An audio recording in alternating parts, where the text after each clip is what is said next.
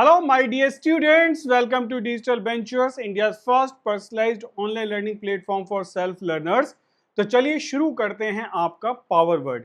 तो भाई जैसा कि डेली अगर एक सुबह सुबह बढ़िया क्लास मिल जाए जिसमें वोकैब याद कराई जाए तो आप ये समझो दिन बन जाता है। वर्ड्स आपको हर जगह काम आते हैं, लाइफ की हर स्ट्रीम में काम आते हैं। आप किसी कॉम्पिटिटिव की एग्जाम की तैयारी करें तभी भी, आप कॉम्पिटिटिव एग्जाम की तैयारी नहीं कर रहे हैं, जनरल लाइफ में आपको इंग्लिश की जरूरत हर जगह पड़ती ही पड़ती है और इंग्लिश का जो बैकबोन है वो वर्ड्स ही होते हैं, बस इन वर्ड्स को अच्छे से यूज करना होता है। तो चलिए डे 4 में आप सबका वेलकम है, शुरुआत करते हैं। सबसे पहले बात करते हैं डिजिटल वेंचर्स की। डिजिटल वेंचर्स है क्या? यहाँ आपको मिलता है भाई सबसे पहले एआई स्टडी प्लानर, मतलब आज ही डिजिटल वेंचर्स की एप्लीकेशन को आप डाउनलोड कर लेंगे प्ले स्टोर से और वहाँ आपको मिलता है AI study planner, personalised road map होगा फॉर योर सक्सेस। आपको मिलते हैं स्ट्रक्चर्ड वीडियो कोर्सेज, जहां आपको वीडियो कोर्सेज मिलेंगे, डिटेल्ड प्रैक्टिस क्वेश्चंस मिलेंगे, हैंड रिटन नोट्स मिलेंगे, टेस्ट मॉड्यूल होगा और टारगेट ट्रैकिंग होगी। आपको मिलते हैं 30+ फुल लेंथ मॉक टेस्ट, साथ के साथ 3400+ quality questions, subject wise test मिलेंगे, डिटेल्ड परफॉर्मेंस रिपोर्ट मिलेगी और ये आपके लिए एक नंबर है जहां आप जब चाहें अपनी क्वेरी हमसे पूछ सकते हैं। साथ के साथ ये मिल जाते हैं आपको हैंड रिटन नोट्स, जो आपको कंप्लीट हैंड रिटन नोट्स मिलेंगे सीडीएस के, आप चाहें तो ओटीए के, या फिर अगर आप किसी सब्जेक्ट के स्पेशल चाहते हैं तो आपको जीएस के, इंग्लिश के, मैथ्स के भी हैंड रिटन नोट्स मिल जाएंगे। यानी कि these notes are written by toppers, ये टॉपर्स नोट्स हैं।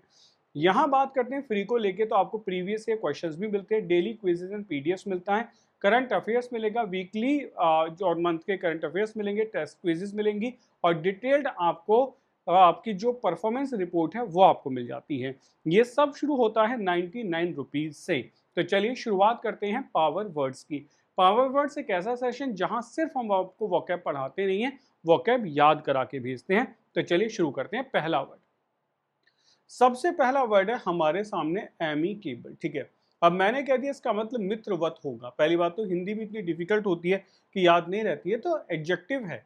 एडजेक्टिव्स को याद करना थोड़ा और आसान होता है। देखो नाउन तो इसलिए याद हो जाता है कि वो कोई ना कोई ऑब्जेक्ट होता है, किसी चीज से आप कोरिलेट कर सकते हो। एडजेक्टिव को इसलिए याद किया जा सकता है क्योंकि एडजेक्टिव जो होते हैं ये कहीं ना कहीं ज्यादा अच्छे हैं कि कोई ऐसी क्वालिटी जो आपके अंदर हो या आपके फ्रेंड के अंदर हो, वहां से आप इसको कोरिलेट कर पाते हैं। तो हमने कहा एमिकेबल का मतलब क्या होगा? मित्रवत होगा, characterised by friendliness, goodwill and lack of hostility. जैसे आपने कहा, अब एग्जाम्पल्स की अगर बात करते हैं तो डिस्पाइट देयर डिफरेंट ओपिनियंस, उन सबकी ओपिनियंस अलग अलग, यानी कि सबकी राय या मत अलग अलग है। They were able to come to an amicable agreement, लेकिन एमिकेबल एग्रीमेंट पे आगे फाइनली सबने डिसाइड किया कि यही डिसीजन सही है, यही कॉन्क्रीट है। इसी के साथ आगे बढ़ते हैं और दो रिस्पेक्टफुल डिस्कशन के बाद में। ठीक, अब यहाँ याद करने वाली बात क्या है?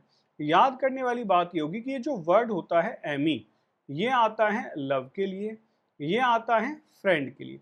यानी कि अगर आपको कोई ऐसा वर्ड दिखाई दे जिसमें ए एम आई आता हो, ठीक है, तो वो लव या फ्रेंड की बात कर रहा होगा। जैसे एमिकेबल वहां लिखा है, आप लिख सकते हो एमीएबल।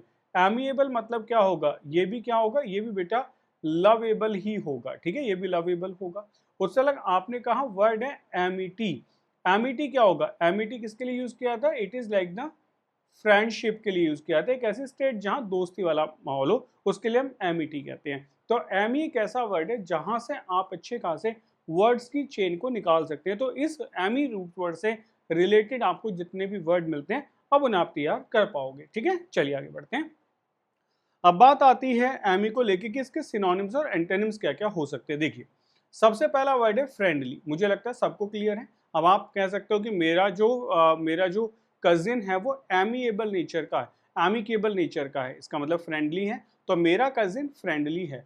कॉर्डियल क्या होता है बेटा? कॉर्डियल का मतलब होता है, आप समझो ऐसे एकदम लाइट हार्टेड। इसमें अगर आप बात करें तो आप कह सकते हो तो लाइट हार्टेड होते हैं।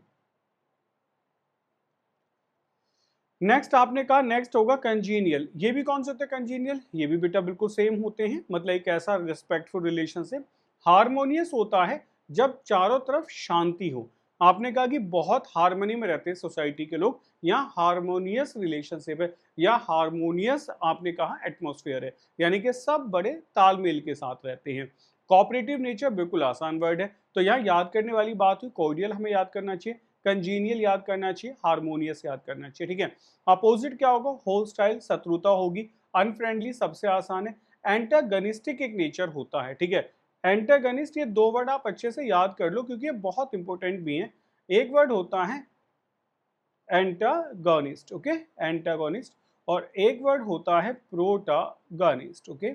एक एंटागोनिस्ट होगा, एक प्रोटागोनिस्ट होगा, यानी कि एंटागोनिस्ट से बना एंटागोनिस्टिक एडजेक्टिव और प्रोटागोनिस्ट से बना प्रोटागोनिस्टिक, ओके। तो आप इसमें ये कह सकते हो कि एंटागोनिस्टिक कौन होते हैं, जो नेगेटिव होते हैं, यानी कि आप कह सकते हो ये तो विलेन टाइप के लोग हैं, ठीक है। और ये कौन होते हैं, ये हीरो टाइप के लोग होते हैं, मतलब पॉजिटिव कैरेक्टर या पॉजिटिव थॉट के साथ हो सकते हैं। तो एंटागनिस्टिक नेचर है उसका, यानी कि हमेशा विरोधी बना रहता है।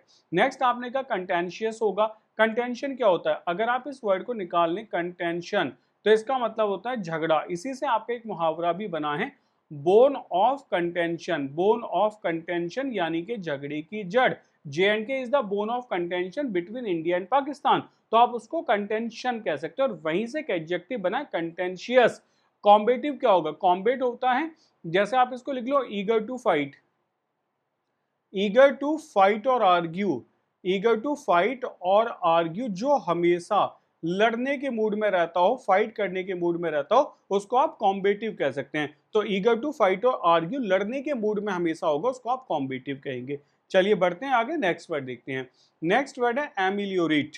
एमिलियोरेट का मतलब होता है किसी चीज को सुधार देना, अच्छा कर देना, बेहतर बना देना। टू मेक समथिंग बेटर और improve a situation typically by taking steps to alleviate. Alleviate करना होता है प्रॉब्लम्स को कम कर देना, पेन को कम कर देना, पैलिएटिव मेडिसिन दी जाती हैं चीजों को एलिविएट करने के लिए, ठीक है ना। सूद करना, आराम देना होता है। बहुत वर्ड्स हैं, जब आप बोलना शुरू करेंगे देन यू फील कि एक चेन ऑफ वर्ड्स होती है और जिनको आप याद कर सकते हैं। इतने सारे वर्ड्स को जब आप इंग्लिश में अलग अलग तरीके से यूज करेंगे तो आप एक अच्छे फ्लुएंट स्पीकर भी बन जाएंगे। प्रॉब्लम ऑफ सफरिंग होगा, जैसे एग्जाम्पल हम एक लिख रहे हैं, एक आप भी सोच लिया करो। The new policies were implemented to ameliorate the living conditions of the impoverished community. impoverished मतलब होता है गरीब कम्युनिटी, कि गरीब कम्युनिटी या जो मतलब नीचे वाली क्लास है उसकी कंडीशंस को कैसे इंप्रूव किया जाए, इसलिए न्यू पॉलिसीज को इंप्लीमेंटेड किया गया to emulate the living conditions of the impoverished community. अब एम्यूलेट करना, सुधारना होता है। जैसे आप ऐसे एग्जाम्पल्स बोल सकते हो, government is trying hard to emulate the condition of the poor. गरीबों की कंडीशन को सुधारने के लिए बहुत काम किए गए। तो ऐसे केसेस में आप एमिलियोरेट का यूज कर सकते हैं, बहुत अच्छा सा वर्ड भी है। चलिए बात करते हैं सिनोनिम्स का। इसका मतलब होगा हम किस चीज को इंप्रूव कर देते हैं। इंप्रूव करना होता है पहले से बेहतर बना देना। एनहेंस करना भी यही होता है कि कहते हैं ना, इसमें एनहेंसमेंट की जरूरत है, यानी कि प्रोजेक्ट बिल्कुल तैयार है, बेसिक्स क्लियर है, बट इट नीड्स एनहेंसमेंट, यानी कि दिखने में अट्रैक्टिव लगना लगेगा और मॉडल लगने लगेगा, ठीक है। एलिविएट कर देना होता है चीजों को मतलब जैसे पेन को कम कर देना, रिड्यूस कर देना, एलिविएट कर देना, चीजों को थोड़ा सा प्लेजेंट बना देना, प्लेजेंट बता देना, ठीक है। मिटिगेट करना होता है कम कर देना, जितनी भी बैड थिंग्स होती है ना, बैड आइडियाज होते हैं, उस सबको मिटिगेट कर देंगे, खत्म कर देंगे। अपग्रेड करना आसान वर्ड है, ठीक है। वर्सन कर देना होता है खराब कर देना। डिटेरियोरेट आप कह सकते हो कंडीशन हो सकती है, कि किसी चीज की कंडीशन बद से बदतर होती जा रही है, उसको आप कहते हो डिटेरियोरेट होता जा रहा है, उसकी हेल्थ डिटेरियोरेट होती जा रही है और ज्यादा बीमार होता जा रहा है, ठीक है। आपने कहा इस जो जगह है इसकी कंडीशन डिटेरियोरेट होती जा रही है, हमारी पॉलिसी डिटेरियोरेट होती जा रही है, यानी कि बद से बदतर होती चली जा रही है, ठीक है। एग्जैस्परेट का मतलब क्या होता है, इसका मतलब भी आप ये कह सकते हो कि किसी चीज का वर्स हो जाना और बुरा हो जाना। डिग्रेड कर देना, कम कर देना होगा, और अंडरमाइन कर देना, दबा देना होगा, ठीक। तो ये सारे के सारे वर्ड इसके अपोजिट बन जाते हैं। बढ़ते हैं आगे नेक्स्ट वर्ड की तरफ। अब देखिए नेक्स्ट वर्ड आ गया एमिटी, जिसकी हम बात कर रहे थे। एमी का मतलब ही क्या होता है, इट्स लाइक फ्रेंड के जैसे होता है, फ्रेंडशिप जैसे। एमिटी मतलब मित्रता होती है। द स्टेट ऑफ फ्रेंडशिप होगा, पीसफुल हार्मनी होगा और mutual understanding between individuals, groups और नेशंस के बीच में जो मित्रता होती है उसको एमिटी कहा जाता है। The treaty between the two countries was signed with the aim of fostering amity and promoting trade relations. मतलब क्या हुआ कि we have signed an amity, okay, या sorry, we have signed a treaty just to maintain amity, मित्रता को maintain करने के लिए हमने ट्रीटी साइन कर ली। अक्सर आप ये भी कह सकते हो कि एमिटी को मेंटेन करने के लिए उन्होंने जो दोस्ती थी उसको रिश्तेदारी में बदल दिया, ठीक है, वो भी एमिटी ही होता है। तो आपने देखा दो कंट्रीज के बीच में ट्रीटी साइन की गई, क्यों? Just to maintain the amity, और एमी मतलब क्या हो गया? लव और फ्रेंडशिप हो गया, वहां से आपको ये याद रह जाएगा। बढ़ते हैं आगे, बात करते हैं इसके सिनोनिम्स को लेके। फ्रेंडशिप, दोस्ती, किसी को कंफ्यूजन नहीं है। हार्मनी, इजीएस्ट वन, कई बार समझा चुके हैं। गुडविल, गुडविल मतलब होता है अच्छा वे, ठीक है। कॉर्डियलिटी होता है कॉर्डियल रिलेशनशिप, यानी कि लव वाले, फ्रेंडली रिलेशनशिप। और कॉन्कॉर्ड मतलब होता है इट्स योर एग्रीमेंट, क्या होगा? इट्स योर एग्रीमेंट होगा, ठीक है। हॉस्टिलिटी शत्रुता होगी, एनमिटी शत्रुता होगी, यहाँ एनिमोसिटी मतलब ऐसी फीलिंग हेट वाली, उसके लिए एनिमोसिटी कहा जाता है। अब ये जो वर्ड है डिस्कॉर्ड, डिस्कॉर्ड का अपोजिट में किधर लिख देता हूं, ACCORD, अकॉर्ड। अकॉर्ड मतलब होता है एग्रीमेंट, इसके लिए यूज करते हैं, that is for the agreement के लिए यूज करते हो। डिस्कॉर्ड मतलब डिसएग्रीमेंट, ऑन कॉन्फ्लिक्ट मतलब विरोध होगा। तो ये सारे वर्ड इसके अपोजिट बन जाते हैं, ठीक है। नेक्स्ट है ये, नेक्स्ट बात करते हैं। नेक्स्ट है एम्पल। अब एम्पल क्या होगा? एम्पल समझो, एम्पल मतलब होता है कोई चीज बहुत ज्यादा है, पर्याप्त है। सफिशिएंटली लार्ज और एक्सटेंसिव इन साइज होगा। सफिशिएंटली लार्ज का मतलब है बहुत बड़ा है, एक्सटेंसिव इन साइज का मतलब है कि साइज में जितना होना चाहिए ना उससे ज्यादा ही है, अमाउंट में ज्यादा है, डिग्री में ज्यादा है। प्लेंटीफुल और अबंडेंट है। प्लेंटीफुल का मतलब भी बहुत ज्यादा होता है, अबंडेंट का मतलब भी बहुत ज्यादा होता है कि अबंडेंट रिसोर्सेज मेरे पास अवेलेबल है, मेरे पास तो बहुत रिसोर्सेज हैं जहां से मैं काम कर सकता हूँ। प्लेंटी फुल ऑफ मनी है, प्लेंटी फुल ऑफ फूड है, हमारे पास तो बहुत भोजन अवेलेबल है। The hotel room offered ample space for the entire family to comfortably stay during their vacation, मतलब होटल ने इतना एम्पल स्पेस दिया, यानी कि रूम इतना बड़ा था, पूरी फैमिली के लिए कंफर्टेबली स्टे हो गया ड्यूरिंग देयर वेकेशन, उनकी वैकेशन के टाइम पे। इसका मतलब एम्पल का मतलब होता है जो हम कह रहे हैं ना उससे ज्यादा मिल गया, मतलब मोर देन सफिशिएंट, हमारे सफिशिएंट से भी ज्यादा या पूरा सफिशिएंट है, उसके लिए आप किसका यूज करते हो? एम्पल का यूज करते हो। सिनोनिम्स क्या क्या हो सकते हैं? पहला वर्ड बिल्कुल सही है, सफिशिएंट होगा। प्लेंटीफुल आसान हो गया, अबंडेंट बहुत ज्यादा हो। ये वर्ड याद करो, कोपियस बहुत अच्छा होता है, कोपियस मतलब बहुत है, कोपियस अमाउंट है यानी कि बहुत ज्यादा है। बाउंटीफुल भी सेम होता है, मोर देन नीडी। इनसफिशिएंट बहुत कम है, इनएडिक्वेट कम होगा। स्कांट, स्कैंटी मतलब अगर आप कहो तो इसके लिए एक मुहावरा भी होता है ना, फ्यू एंड फार बिटवीन, क्या होता है? फ्यू एंड फार बिटवीन, यानी कि कोई चीज बहुत ज्यादा कम है। स्कैंटी आपने सुना हो, स्कैंटी ये सुना होगा, ये अक्सर कहते हैं ना स्कैंटी रेनफॉल, बहुत कम बारिश हुई है। लिमिटेड नंबर है, मिगर है यानी कि कम है, जरूरत से ज्यादा कम है, उसके लिए हम इन वर्ड्स को एज एंटोनिम यूज कर सकते हैं, ठीक है। चलिए आगे बात करते हैं। नेक्स्ट वर्ड है अनार्की। ये जो ARCHY होता है दैट इज फॉर किसके लिए यूज होता है? इट इज फॉर किंगडम और रेन के लिए यूज होता है। जैसे अनार्की मतलब ए का मतलब होता है विदाउट, और आर की मतलब हो गया गवर्नमेंट, ठीक है। बिना गवर्नमेंट की जो जगह होती है वह अनार्की हो जाती है। अनार्किस्ट एक ऐसा इंसान होता है जो किसी भी लॉ एंड ऑर्डर में विश्वास नहीं करता, इसीलिए आपने सुना होगा MONARCHY, मोनार्की। मोनार्की मतलब होता है एक ऐसी जगह जहां या तो राजा होता हो, किंग, या फिर वहां पर क्वीन, रानी होती हो, उसको मोनार्की कहते हैं। और एनार्की मतलब absent of government, absent of kingdom, absent of rules and regulations. तो कई तरीके से हम उसको बोल सकते हैं, ठीक है। द स्टेट ऑफ डिसऑर्डर और लॉलेसनेस, ये ना लॉलेसनेस का मतलब है लॉ की कमी है, often resulting from the absence of failure of governmental authority, यानी कि किस वजह से? एब्सेंस है या फेलियर है गवर्नमेंटल अथॉरिटी का, गवर्नमेंट का होल्ड नहीं है, ऐसी जगह लोग उपद्रव करते हैं और कैसे हो जाते हैं? अनार्किस्ट हो जाते हैं। The country descended into anarchy following the collapse of its government, country धीरे धीरे किस में चली गई? अनार्की, अराजकता में चली गई। Following the collapse of its government, government का जो कोलैप्स हुआ था उसकी वजह से वहां अराजकता फैल गई, ठीक है, अराजकता होगा। अब इसके सिनोनिम्स क्या हो सकते हैं? देखिए, पहला वर्ड होगा डिसऑर्डर, बिल्कुल सही है।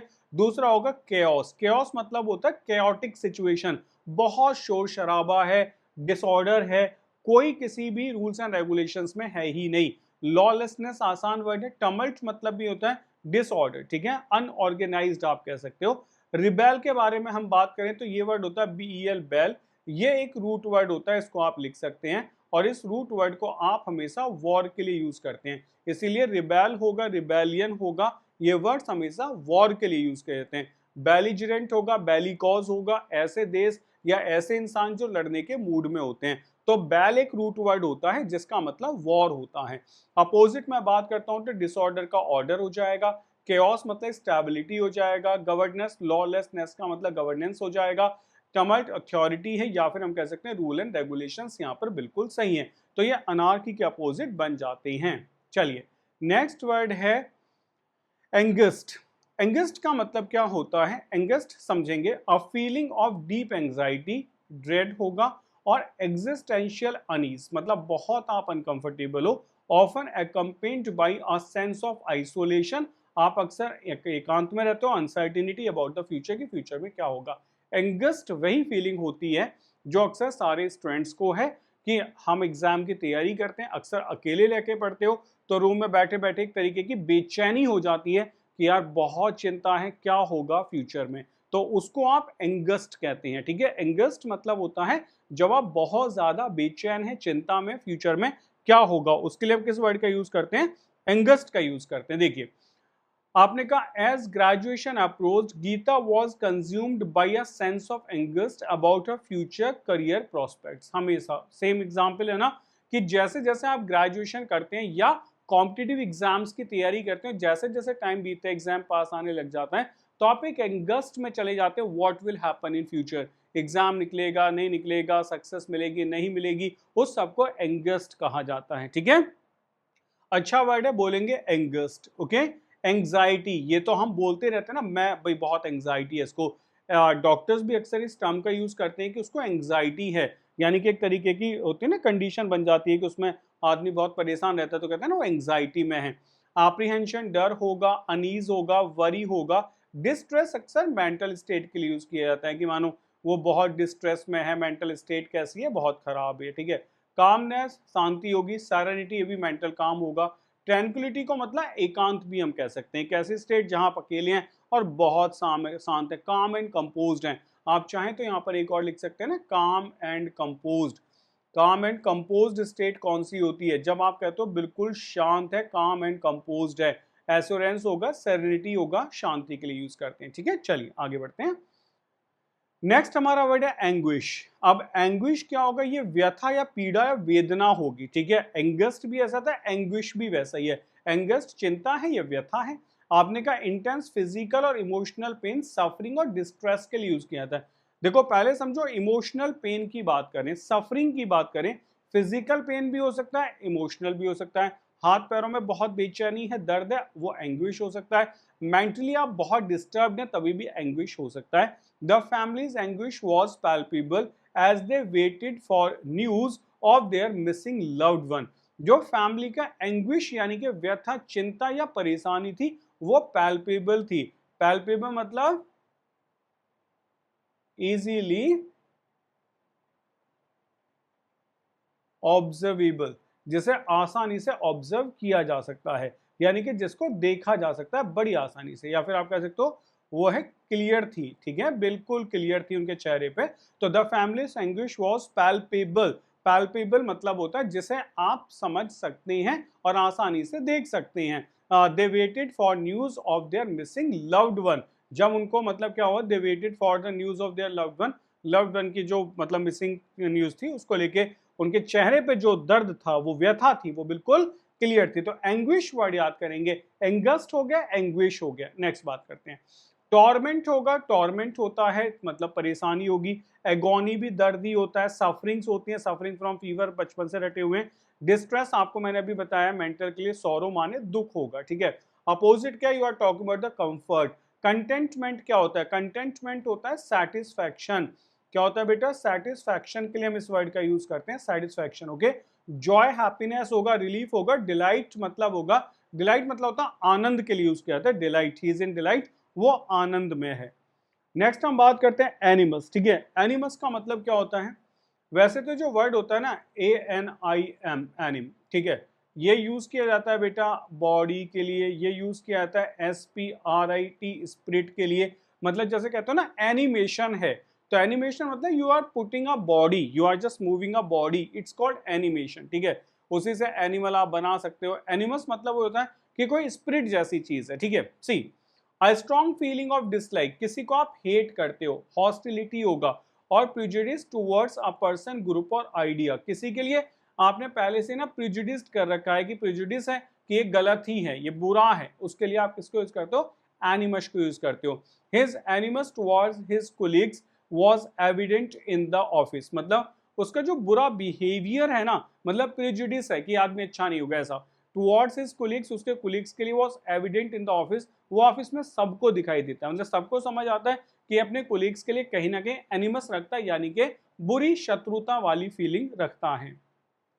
एनिमस के सिनोनिम क्या क्या होते हैं, हॉस्टिलिटी होगा, एनिमोसिटी शत्रुता होगा, एंटीपैथी मतलब भी वही होता है बेटा हेट, ठीक है, एनमिटी मतलब होगा शत्रुता, रिजेंटमेंट नाराजगी होती है, रिजेंटमेंट नाराजगी होती है, अफेक्शन होता है किसी की तरफ लगाव हो जाना, गुडविल अच्छे संबंध होगा, फ्रेंडलीनेस होगा, बेनिवोलेंस, अच्छे जो वर्ड होता है ना BN बैन, ये जब भी आएगा गुड के लिए आएगा, बस ये याद कर लो, ठीक है। जैसे भगवान जो होता है वो बेनिवोलेंट होता है, बेनिवोलेंट मतलब वो आपको आशीर्वाद देता है, हमेशा आपका लाभ करता है, आपके लिए हेल्पफुल होगा, उसको बेनिवोलेंट कहा जाता है। तो याद रखना कि BEN is for the good और MAL जो होगा that is for the bad. यदि मैं कह देता मेलवोलेंट है, यानी कि वो आपका हमेशा नुकसान पहुंचाएगा। एपैथी मतलब होगा फीलिंग ऑफ वही हेट वाली, ठीक है, एपैथी होना दैट वन की किसी के प्रति, मतलब इसको आप ऐसे समझो हेट भी नहीं कह सकते, दैट इज लाइक कि आपके मन में एपैथी है, इसका मतलब कुछ ऐसी फीलिंग है जैसे मतलब इंटेंस डिसलाइक नहीं है, न्यूट्रल फीलिंग आप कह सकते हो, न्यूट्रल फीलिंग आप कह सकते हो इसको, ठीक है। That is like the common and the mixed feeling, आप उसके लिए किसका यूज करते हो, एपैथी का यूज करते हो, ठीक है। चलिए आगे बात करते हैं। तो एपैथी का मतलब होता है कि बहुत विलिंग नहीं है, ठीक है, ऐसे आप इसको यूज कर लो। तो कॉमन सी फीलिंग है, तो इसको आप कभी नाराजगी की तरफ ना रखें। नेक्स्ट है एनिहिलेशन का मतलब होता है एनिहिलेट कर देना, विनाश कर देना, पूरी तरीके से बर्बाद या खत्म कर देना।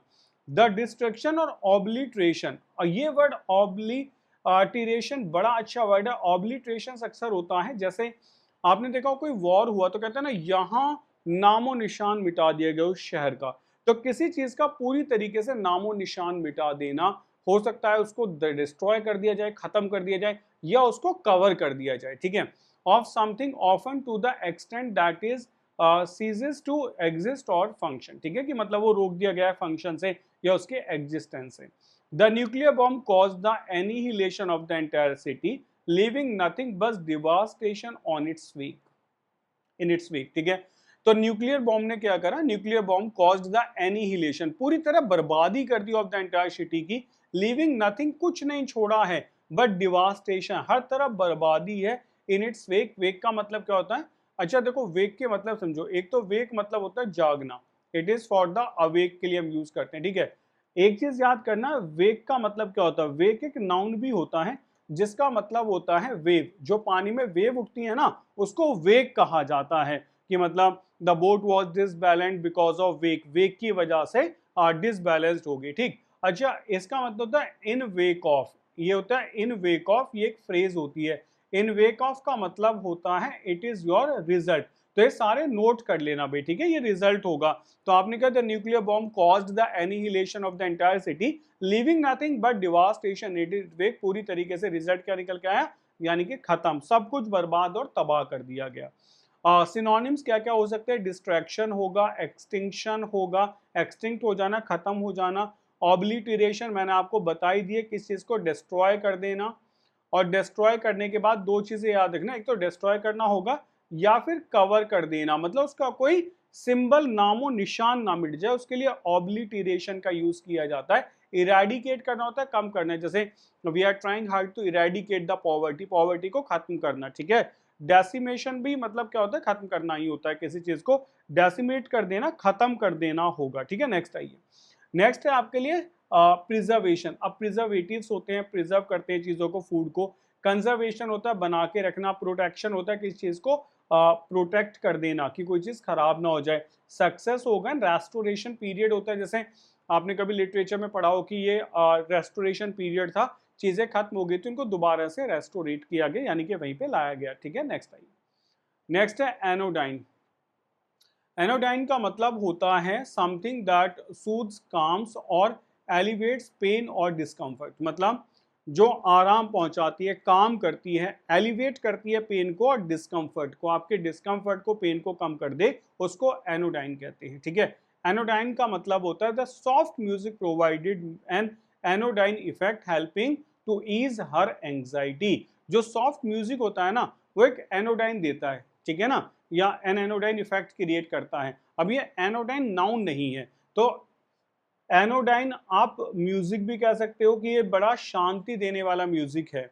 एनोडाइन इफेक्ट भी कह सकते हो कि ये जो इफेक्ट है ना बड़ा एनोडाइन है। अच्छा, ये भी याद कर लेना, ये जो EFFECT इफेक्ट होता है बेटा, ये तो नाउन होता है, और जो AFFECT इफेक्ट होता है एक वर्ब होता है, तो don't be confused between them also. ठीक है, तो एनोडाइन इफेक्ट क्रिएट कर देता है, यानी कि शांति वाला। ठीक, तो अब बहुत से लोग म्यूजिक सुनते हैं ना, क्यों कह सकते हो मैं म्यूजिक इसलिए सुनता हूँ, it gives me anodyne effect, ये मुझे एनोडाइन इफेक्ट देता है, यानी कि शांति का इफेक्ट देता है। ठीक, सिनोनिम्स क्या होंगे? सूदिंग, कहते हैं ना यार इसका अपीयरेंस बहुत सूदिंग है, ये म्यूजिक कितना सूदिंग है। अक्सर मूवीज के साथ तो देखते हैं ना, म्यूजिक के साथ किसी के अपीयरेंस को कहते हैं ना बड़ा सूदिंग है, यानी कि ऐसा है बिल्कुल एकदम काम डाउन कर लेता है। स्पिरिचुअल जो म्यूजिक होता है उसको कहते हैं ना बड़ा सूदिंग है। सेम कामिंग होगा, कंफर्टिंग होगा, ट्रैंक्विलाइजिंग होगा, या पैलेटिव होगा, शांत करने वाला। एजिटेटिंग, परेशान कर देना वाला, डिस्ट्रेस कर देना, मेंटली डिस्टर्ब कर देना। अनसेटलिंग भी डिस्टर्ब ही होता है, डिस्कम्फर्टिंग होगा। अच्छा, इन्फ्लामेटरी दो चीजों के लिए होता है, एक तो इन्फ्लामेटरी होता है जो एंग्री के लिए यूज करते हैं, एंगर के लिए। ठीक है, और दूसरा ये आप यूज करते हो स्वेलिंग के लिए। इन्फ्लामेशन होता है ना, बॉडी में जो स्वेलिंग आती है उसको इन्फ्लामेशन कह सकते हो। तो आपने कहा इन्फ्लामेटरी इफेक्ट है, यानी कि स्वेलिंग वाला, वो ऐसे फैलता जा रहा है। ठीक, और इन्फ्लामेशन मतलब स्वेलिंग ही होती है। तो भाई ये थे आपके सिनोनिम्स। चलिए शुरू करते हैं अब इडियम्स एंड फ्रेजेस बहुत बढ़िया से। चलो एक एक करके समझना शुरू करते हैं, पढ़ते हैं। सबसे पहला लिखा अ डेड लेटर। अब ये डेड लेटर कैसा हो सकता है? मरा हुआ पत्र। अब मरा हुआ पत्र कैसा होगा? अ लॉ और regulation that is no longer enforced और इज इनइफेक्टिव। यानी कि अब हमने कह दिया कि अब जो हेलमेट है वो लोग यूज नहीं करते, तो ये डेड लेटर हो गया, यानी कि पहले रूल हुआ करता था अब नहीं है। ऐसे बहुत सारे नियम थे जो पहले हुआ करते थे, अब खत्म हो गए, उसको आप डेड लेटर कह सकते हो। The rule banning smoking in certain areas has become a dead letter, so no one follows it anymore. एक रूल था, बैन कर दिया गया था ना स्मोकिंग को इन सर्टेन एरियाज में, वो अब डेड लेटर हो गया, यानी कि अब उसे कोई नहीं मानता है, क्योंकि अब वो है ही नहीं। तो ऐसा था ना कि बहुत सारी जगह पे आप मतलब स्मोकिंग नहीं कर सकते, लेकिन अब कर सकते हो, तो इसका मतलब वो एक डेड लेटर बन चुका है। अब आप ऐसा एक रूल सोच के देख लो खुद भी। चलिए बात करते हैं a different cattle of fish. Different cattle of fish का मतलब है अ कंप्लीटली डिफरेंट सिचुएशन और इश्यूज। मतलब हम सब बैठ के इंग्लिश के बारे में बात करो, एक बच्चा कह रहा है कि सर ये मैथ के क्वेश्चन इसको बता दो, तो हम कह सकते हैं it's a different cattle of fish, मतलब हम इस मुद्दे की बात ही नहीं कर रहे। अ कंप्लीटली डिफरेंट सिचुएशन और इश्यू।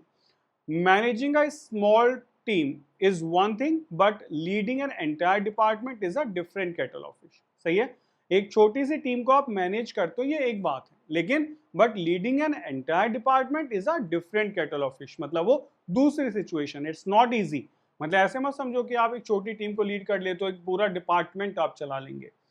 नेक्स्ट बात करते हैं अ डॉग्स डिनर। अब कुत्ते का डिनर क्या हो सकता है? सोचो, डॉग्स डिनर, अ मेसी और disorganised situation, it's a dog dinner. तो आप ऐसे समझ सकते हो डॉग डिनर को कि रात को घर का बचा हुआ सारा खाना आप एक साथ मिला के और बाहर रख देते कि कुत्ता खा लेगा, तो उसका जो डिनर है वो बड़ा मैसी हो गया।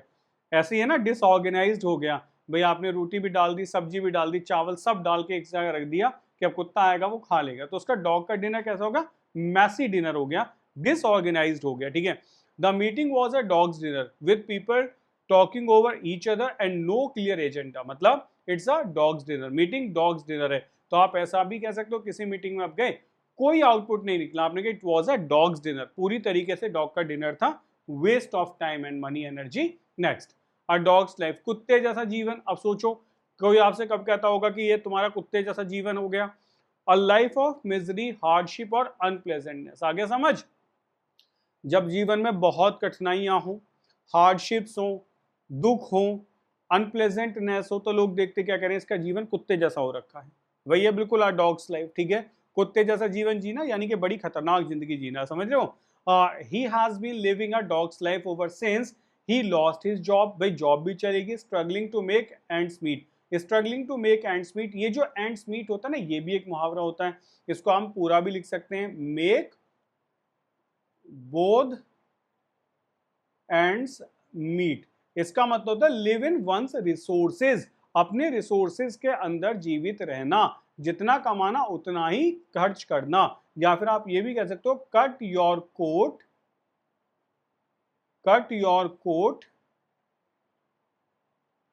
According to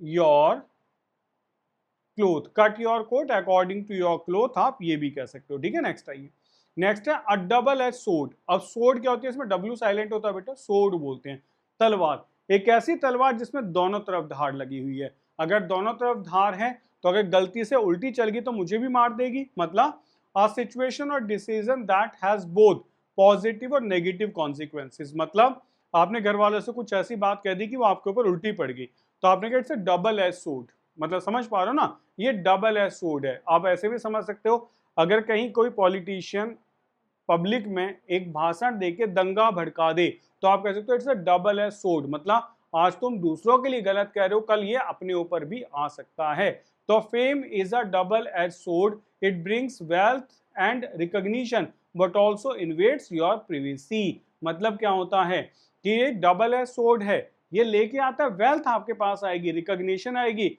but also invades your privacy, और ये तुम्हारी प्रिवेसी में इन्वेड कर जाता है, यानी कि प्राइवेट लाइफ बन जाएगी, ठीक है। तो that one type of thing, a double edge sword.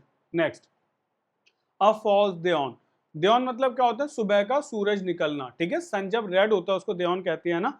देओन का मतलब होता है किसी चीज का प्रारंभ होना, मतलब ये भी समझना, इसका मतलब होता है टू स्टार्ट समथिंग, किसी चीज का स्टार्ट होना, ऑनसेट होना, उसके लिए हम इसका यूज करते हैं, ठीक है। तो हमने कहा something that seems like an improvement और positive change but turns out to be disappointing. मतलब सूरज जब सुबह सुबह निकलता है, लाल होता है, तो वो प्रॉमिसिंग देओन है। प्रॉमिसिंग देओन का मतलब है सूरज निकलेगा, 100% निकलेगा। लेकिन फॉल्स देओन है, सूरज झूठा निकल रहा है। इसका मतलब जैसा दिख रहा है वैसा आउटकम नहीं होगा। Something that seems like an improvement और positive change but turns out to be disappointing. The slight improvement in the economy was a false dawn. मतलब जो इकोनॉमी में हमने इंप्रूवमेंट देखा है वो फॉल्स देओन है, झूठा दिखावा है।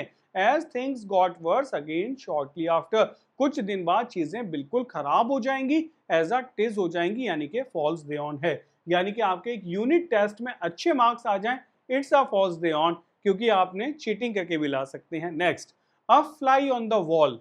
एक फ्लाई मतलब मक्खी बैठी है दीवार के ऊपर, ठीक है। कभी ऐसी एक्सपेक्टेशन आई है आपके दिमाग में, अगर मैं मक्खी होता तो चुपचाप उसके कमरे में जाके बैठ जाता या वहां बैठ जाता और सारी बातें सुन लेता। अगर मैं मक्खी होता तो डायरेक्टर के रूम में बैठ के वो क्या क्या हमारे बारे में कॉन्स्पिरेसी करता है मैं सब सुन लेता। ऐसी फीलिंग यदि आई है तो वही है अ फ्लाई ऑन द वॉल, कि बस मक्खी बन के चुपचाप बैठ जाता कहीं। Someone who observes a situation without being noticed, बिना नोटिस किए चुपचाप लोगों की बातें सुन लेना या उन पे नजर रखना। I wish I could be a fly on the wall during their secret meetings to see what they are planning. आगे समझ, मैं आशा करता हूं कि काश मैं होता a fly on the wall, मतलब वो छुपा हुआ इंसान, during their secret meeting to see what they are planning, कि वो प्लान क्या कर रहे हैं, ठीक है। तो आप कह सकते हो fly on the wall. Next, अब फ्लाई ऑन द व्हील। अब व्हील में फ्लाई होना मतलब someone who overestimates their importance in a situation। अब फ्लाई ऑन द व्हील का मतलब इसको ऐसे समझो, कार चलाने वाला व्हील, ठीक है, स्टीयरिंग जो आपका है उसमें मक्खी बैठी है, तो उसको क्या लग रहा है कि अच्छा मैं यहां बैठी हूं तो कार कितनी स्मूथ चल रही है। हो जाता है ना कभी कभी, मानो आपके गियर पर उसके स्टीयरिंग पर आके मक्खी बैठ जाए, आप चला रहे हो आराम से, उसको क्या लग रहा है आगे बैठे बैठे मैं इधर मोड़ देती हूँ, मैं इधर मोड़ देती हूँ। इसका मतलब someone who overestimates their importance of situation, वो अपनी सिचुएशन को ओवर एस्टिमेट कर रही है कि मतलब मैं तो बहुत ताकतवर हूँ।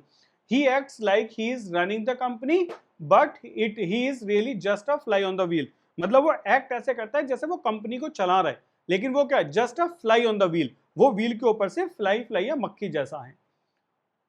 नेक्स्ट है बच्चों आपके लिए अ फॉलोन होप, ठीक है। अ फॉलोन होप का मतलब क्या होता है, इसमें एक बात याद रखना, आर साइलेंट है दोनों के दोनों, तो ये फॉर लॉर्न नहीं है, फॉलोन है, ठीक है।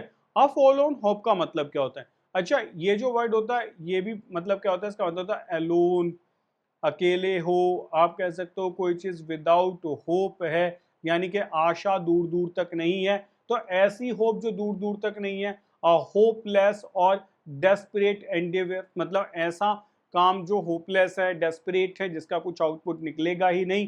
His attempt to win her back was a forlorn hope, she had already moved on, मतलब उसका जो अटेम्प्ट था ना टू विन हर बैक की वो उसे वापस जीत लेगा, वो बिल्कुल तरीके से फॉलोन होप था, पूरी तरीके से व्यर्थ था। She had already moved on, वो तो पहले ही जा चुकी थी, आगे मूव कर दी थी। अगर आप चाहें तो यहाँ पर एक और लिख सकते हो, वाइल्ड गूज चेज। वाइल्ड गूज चेज का मतलब होता है एक ऐसा काम जो बिल्कुल भी काम का ना हो, यानी कि जो फ्रूटफुल ना हो, ठीक है, आप उसको वाइल्ड गूज चेज कह सकते हैं। नेक्स्ट है अ ग्रे एरिया। अब ग्रे एरिया मतलब सुन के समझ आ रहा है कि कुछ धुंधला जैसा है, ग्रे कलर है, ग्रे है, मतलब something that is not clearly defined और that is open to interpretation. कुछ ऐसा that is not clearly defined, जो पूरी तरीके से डिफाइंड नहीं है, और that is open to interpretation, जो ओपन है किसके लिए, इंटरप्रिटेशन के लिए। मतलब the law regarding online privacy is still a grey area. The law regarding online privacy, online privacy के लिए जो लॉ है वो कैसा है, वो अभी भी ग्रे एरिया है।